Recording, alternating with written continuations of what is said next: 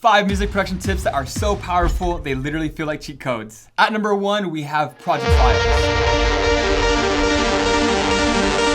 This is a highly underutilized tool when it comes to learning or even producing music. You can use the project file as an outline for your new song or new idea. This takes away the whole headache of creating drum patterns, FX risers, figuring out the structure, and allows you to skip to straight just writing an idea. You could also keep some of the elements in the project file, such as the synths, and just replacing the chords and the melody to something completely new. This is a great way if you really enjoy the energy or the feeling of the project file. Nice.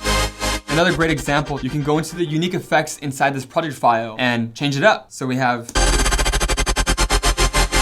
maybe we want to change the shape of the automation that's happening. Reverse.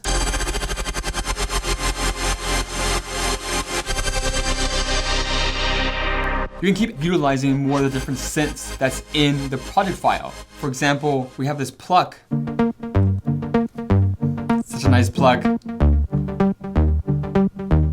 And just create a new melody from it. So I'm gonna remove these chords right here, kind of a unique style rhythm. So now we have.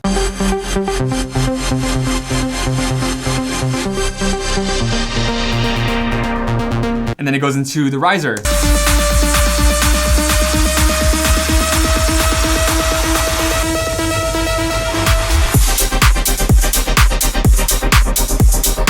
Sounds so sick. So you might be wondering, where the heck do I get good project files? Well, lucky for you, I made a giant production suite called Project Matrix. It includes 7 project files for you guys. Professionally made, spanning from all genres. You can learn more about it in the description below. Cheat code number 2, making a drop and melody vault. Drop it, drop.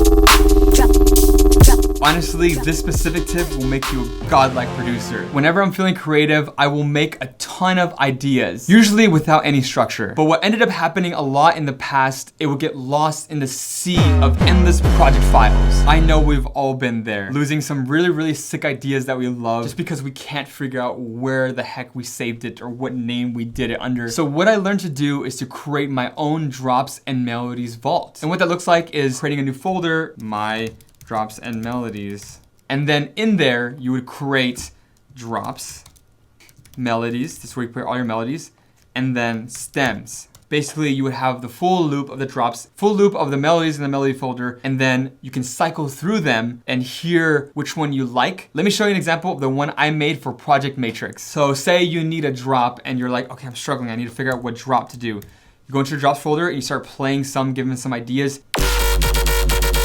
This is sick. Okay, but maybe I need a more dubstepy one. Okay, let's pick 145, 150. Okay, no, I want drum and bass. So let's play a 174 one. And say you're like, okay, I love this one. You would just go into your stems folder and then look for the name of it. And then within the name, you would put all the stems in that folder. You can call upon it anytime and just really search through all your ideas really fast. Same with melodies, you know, like you're looking for a melody.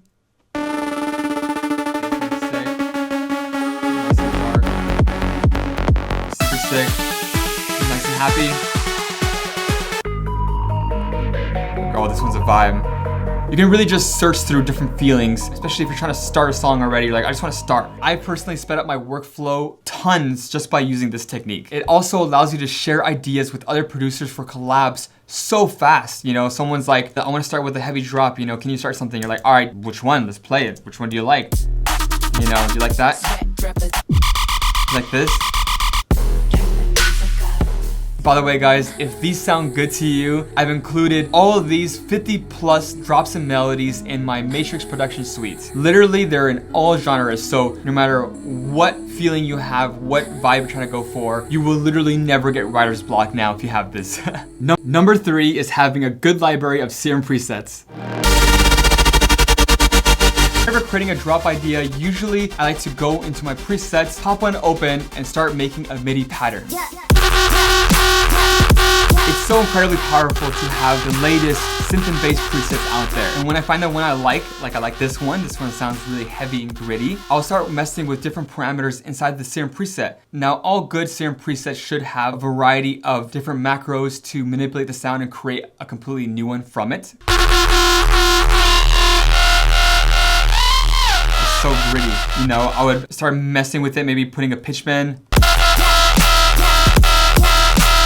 And another great thing you can do with Serum presets like these, you can also reverse engineer, kind of see why. Why does it sound so dirty? It's so energetic and heavy. So why is that? You know, you can look at what's happening. Okay, we have basic shapes. Wow, you can make some crazy sounds with just 2 sine waves. Oscillator A is being FM from this oscillator B. So what happens if I turn it down or move it around?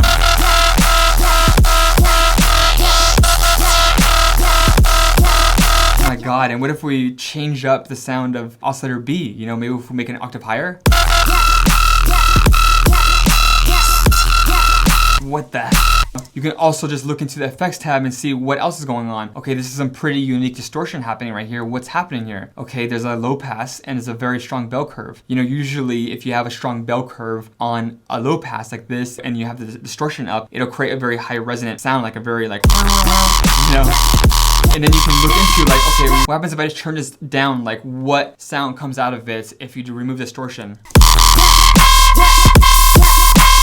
Like, wow, oh my god, like this distortion does a lot. So now you can use the same technique of this distortion and the filter, and you learn that, okay, if I add very strong resonant peak and a low pass, I can create this really, really gritty sound. And so really an incredible, valuable tool is to dissect really professional presets and kind of see the ins and out, what really makes them sound the way they do, you know? I like really tinkering in this way so I can really understand how to replicate it in many different ways, especially if there's like a problem. Like say there was a resonant peak and I didn't want it, I could figure out what's causing it, you know?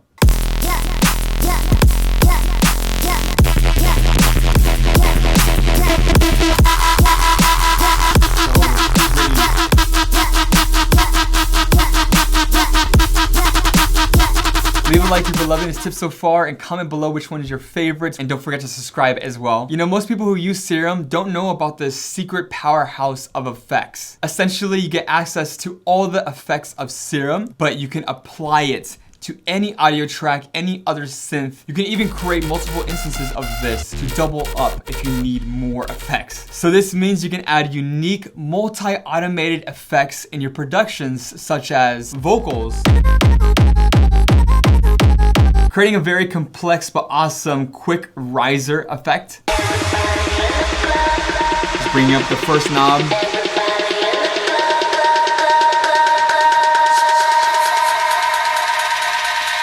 Bring it down. Lose control tonight. Lose control, everybody. Lose control tonight.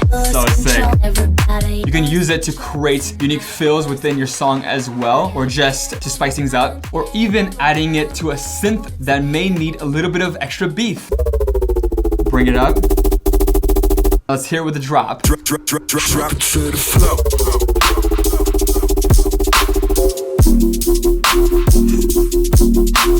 I have been absolutely obsessed with Serum effects, utilizing it in so many different aspects of my productions, and I've created some really, really unique presets for it. You can learn more about it in the description below. This one's a big one. Joining a community. One of the most valuable things that I've done for my music journey as well is connecting with other producers. The feedback you can get from another producer can literally change everything. Sometimes you actually don't realize how good or bad your song or idea is until someone else listens to it. It's crazy though. You'd be surprised of how many ideas that I've literally almost scrapped and thrown away until I sent it to one of my friends and them telling me like, oh my god, this is great, you gotta keep working on this. Here are some great ways you can find other like-minded aspiring producers. Number 1, posting your songs and ideas on social media. This could mean creatively coming up with the concept of showcasing your song. Number 2 is joining a community event or a contest. It's honestly a great way to meet other aspiring artists, and it's also a great way to get noticed yourself. Collabing is also a great way to learn and have fun when making music. It's always great producing with another person, you know? I got one more tip for you guys, and that's referencing. I've learned everything I know, and especially mixing and mastering, by referencing my favorite artists' tracks. I would study, comparing every single little detail of my songs. By doing this, you develop an ear for what sounds good, what works, what hits, and it strengthens your ability to hear what your music lacks. All right, to do this, you grab 1 or 2 songs that are in a similar vibe to what you're making, throw it onto your arrangement, then you simply A and B with the reference song. Take a deep listen of the synths. How wide, how full, how dry or reverby are they? The vocals, where does it fit in the mix? The drums, how snappy are they?